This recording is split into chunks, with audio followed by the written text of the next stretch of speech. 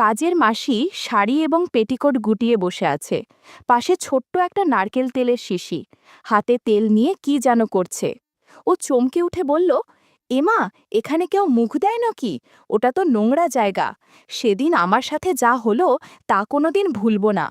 আমার নাম পুলক, একটা কোম্পানিতে ম্যানেজারের দায়িত্বে আছি। বাড়িতে আমি আর আমার ছেলে থাকি, আর একজন থাকে, তবে সে আমার বাড়ির কাজের মাসি বন্দনাদি। তার প্রায় ৫০ বছর বয়স। তার ২ ছেলে, দুজনেরই বিয়ে হয়ে গেছে।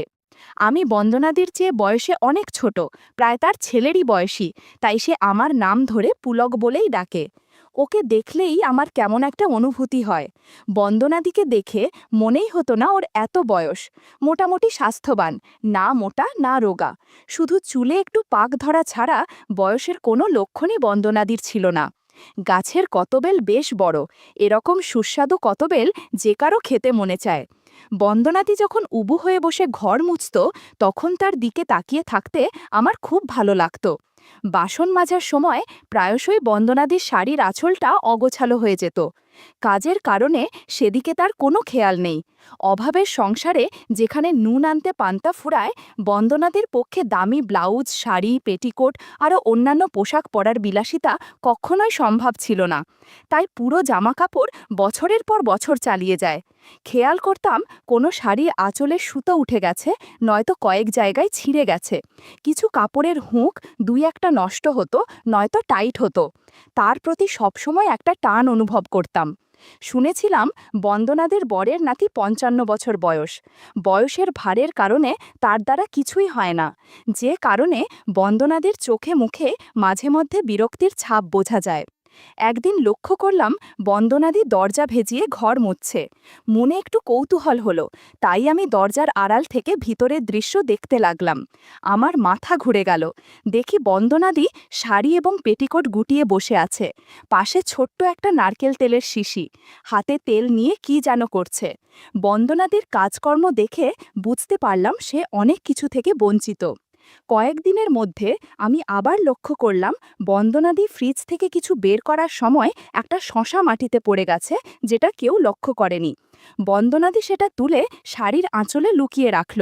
আমি ভাবলাম ওর খিদে পায়ে থাকতে পারে, তাই কাজের শেষে শশাটা খাবে। কিছুক্ষণ বাদে বন্দনাদি ঘর মুছতে গেল এবং দরজাটা ভেজিয়ে দিল। আমি আবার দরজার ফাঁকা দিয়ে ভিতরে উকি মারলাম। ভিতরের দৃশ্য দেখে আমি সত্যি সত্যি চমকে উঠলাম। আমি দেখলাম আজও বন্দনাদি আগের মতো বসে আছে, হাতে সেই শশা ধরে রেখেছে। অদ্ভুত কাজকর্ম দেখে আমার অবস্থা খারাপ হয়ে গেল। মিনিট ১০ বাদেই হঠাৎ বন্দনাদি ফ্লোর খামচে ধরে স্থির হয়ে রইল। আমি কোনোভাবে ওইখান থেকে পালিয়ে বাথরুমে চলে গেলাম।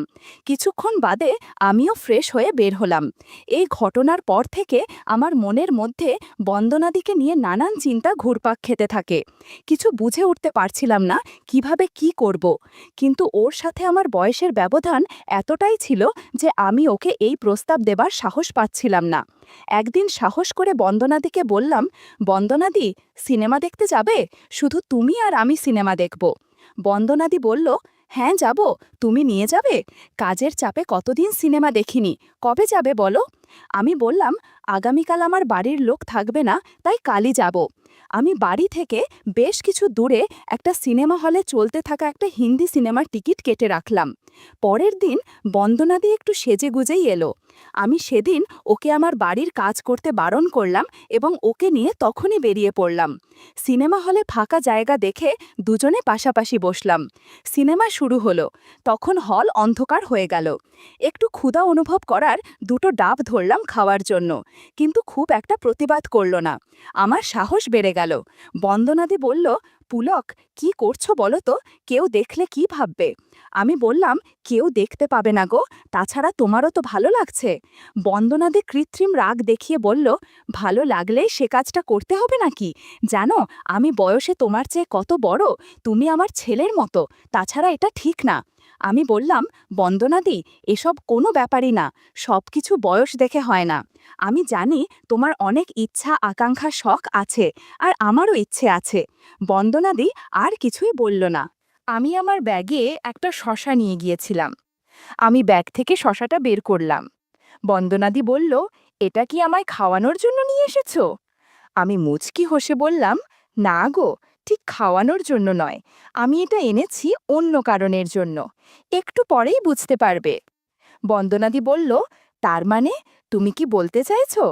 আমি বললাম, একদিন তুমি আমাদের বাড়িতে ঘর মুছতে গিয়ে শশা দিয়ে যে কাজ করেছিলে, সেটা আমি লুকিয়ে লুকিয়ে দেখেছিলাম। বন্দনাদি আমার কথা শুনে একটু লজ্জা পেল। কিছুক্ষণ পর মৌনতা ভেঙে বলল, হ্যাঁ, ঠিকই দেখেছ। কি করব, আমার বরের ৫৫ বছর বয়স হয়ে গেছে, এখন আর আগের মতো কোনো কিছুই পারে না। আমার কষ্ট কেউ বোঝে না। আমি বললাম, বন্দনাদি, একটা কথা বলবো, রাগ করবে না তো? তুমি আমাকে একটা সুযোগ দাও। আমার কাছে জাদুর লাঠি আছে, তুমি জাদুর লাঠিটা ব্যবহার করে দেখো, দেখবে তোমার মন ভরে যাবে, তোমার খুব মজা লাগবে। বন্দনাদি বলল, না না, তোমার বউ জানতে পারলে আমায় খুন করে দেবে। আমি জবাব দিলাম, আমি ওকে কিছুই জানতে বা বুঝতে দিব না, যা হবে সব কিছুই চুপি চুপি। বন্দনাদি আর কিছুই বলল না। আমি এবার আশীর্বাদ করলাম। কিছুক্ষণ যেতেই কেমনভাবে যেন কেঁপে উঠল বন্দনাদি। আমার মনে হলো জল ফেলেছে, এমনভাবে ফেলেছে যে সামনের সিটে গিয়ে পড়ল। ভাগ্যিস ওই সময় ওই সিটে কোনো দর্শক ছিল না। দীর্ঘশ্বাস ছেড়ে বলল, এভাবে আশীর্বাদ করতে নেই, তুমি পরের বার জাদুর লাঠি দিয়ে আশীর্বাদ করবে কিন্তু। আমি বললাম, সুযোগ পেলে আগামীকালই করব। পরের দিন বন্দনাদি আমাদের বাড়িতে ঠিক সময় কাজে এলো। সৌভাগ্যক্রমে ওই সময় আমার বাড়িতে কেউ ছিল না। আমি বন্দনাদিকে আমার রুমে নিয়ে গিয়ে আমার পাশে বসিয়ে নিলাম। বন্দনাদি বলল, পুলক, এতক্ষণ বসে বসে ভাবছিলে নাকি কখন বন্দনা আসবে আর কখন তুমি আশীর্বাদ করবে? জাদুর লাঠি তো দেখছি কেমন যেন হয়ে আছে। আমি বললাম, ঠিকই বলেছ। এই বলে আশীর্বাদ করতে শুরু করলাম। বন্দনাদি চমকে উঠে বলল, এমা, এখানে কেউ মুখ দেয় নাকি? ওটা তো নোংরা জায়গা। আমি বললাম, বন্দনাদি, তোমায় একটা নতুন অভিজ্ঞতা করাচ্ছি, তোমার খুব ভালো লাগবে। ৩০ মিনিটের মতো এভাবেই কেটে গেল। আমি বন্দনাদিকে বললাম, জানো, তুমি যখন আমার সামনে ঘর মুছতে, আমি তখন তোমার দিকে একভাবে তাকিয়ে থাকি, সারা দিন তোমার কথাই কল্পনা করি। আজ দিয়ে আমার সেই ইচ্ছে পূরণ হয়ে গেল। বন্দনাদি আদর করে মুচকি হেসে বলল, উফ, এই ছেলেটা ভারী দুষ্টু হয়েছে রে ভাই, তুমি তো দেখছি পাগল হয়ে যাচ্ছ। আমি বারণ করলেও তুমি আমার কথা শুনবে না আমি জানি। নাও, যা ইচ্ছে তাই করো। এভাবে আরও ঘণ্টাখানেক পর বন্দনাদি ফ্রেশ হতে গেল। কিছুক্ষণ পর এসে আমাকে দেখে বলল, কি গো, তুমি ফ্রেশ হবে না? যাও, ফ্রেশ হয়ে এসো, আমি বিছানার চাদরটা পাল্টে দিচ্ছি। নাও, উঠে পড়ো। এরপর আমি উঠে বাথরুমে চলে গেলাম।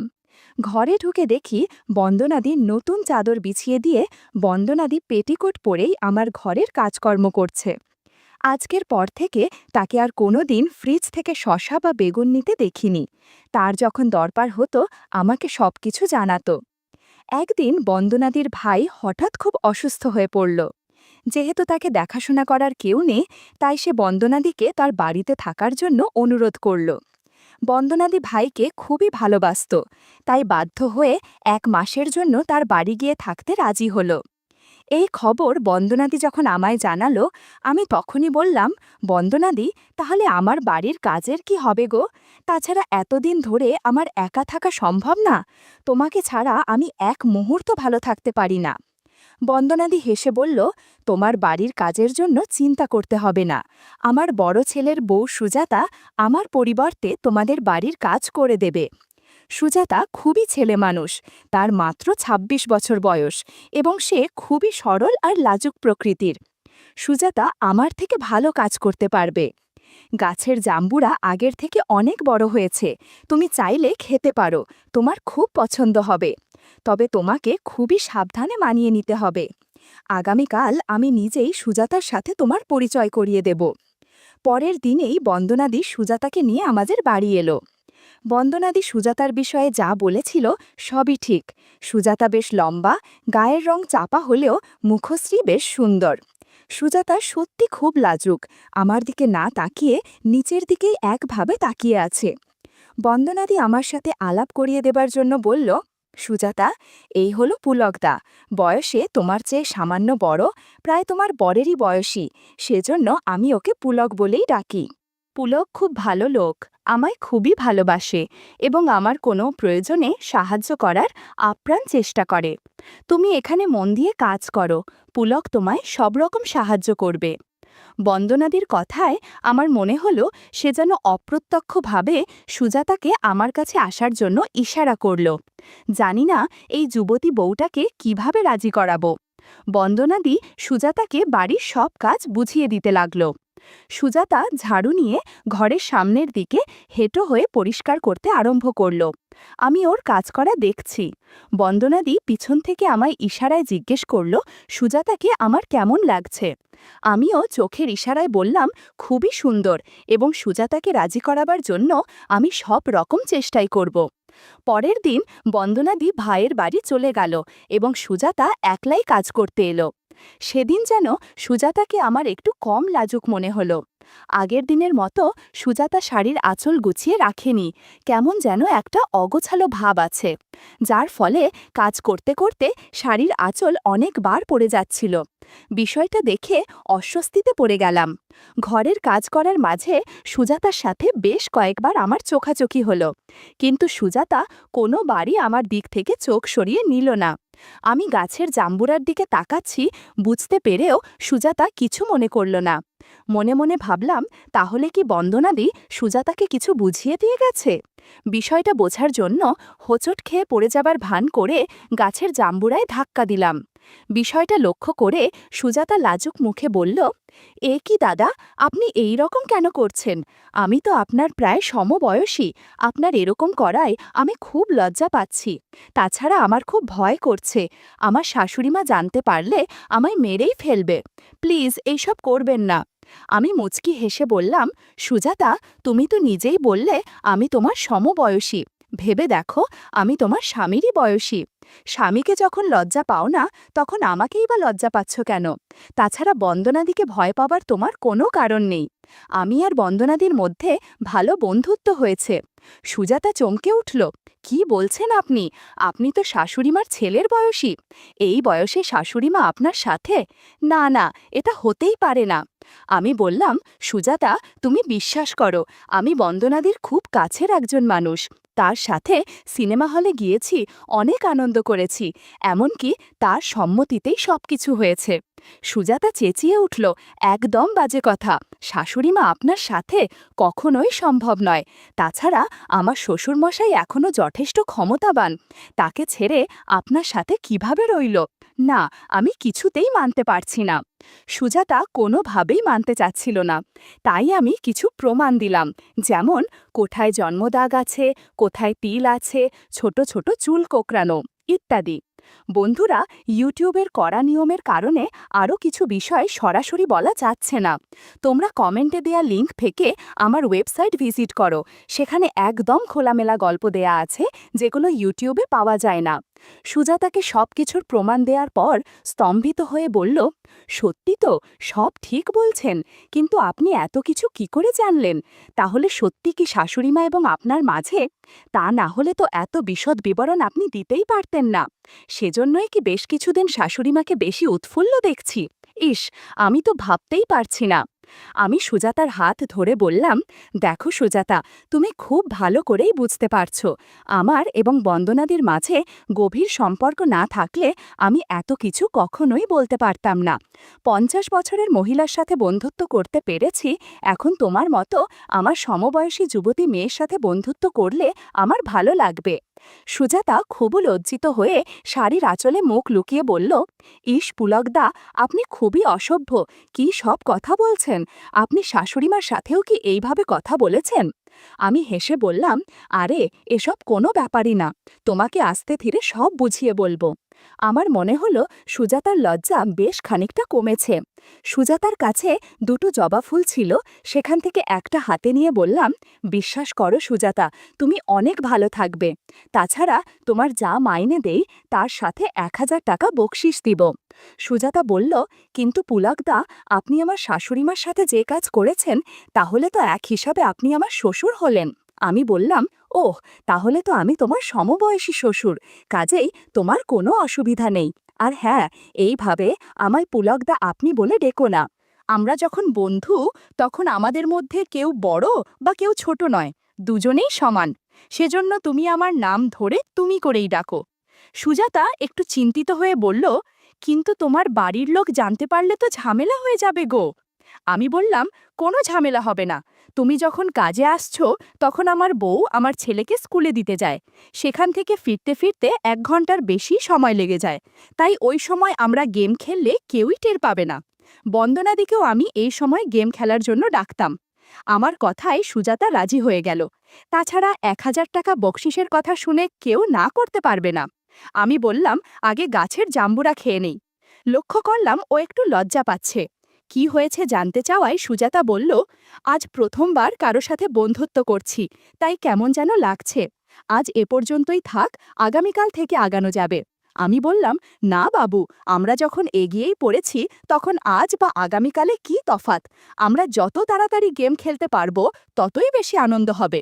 আর কথা না বাড়িয়ে আমরা গেম খেলতে শুরু করলাম। ঘরের মধ্যে ঘণ্টাখানেক শুধু আনন্দ হৈহুল্লার শব্দ হচ্ছিল।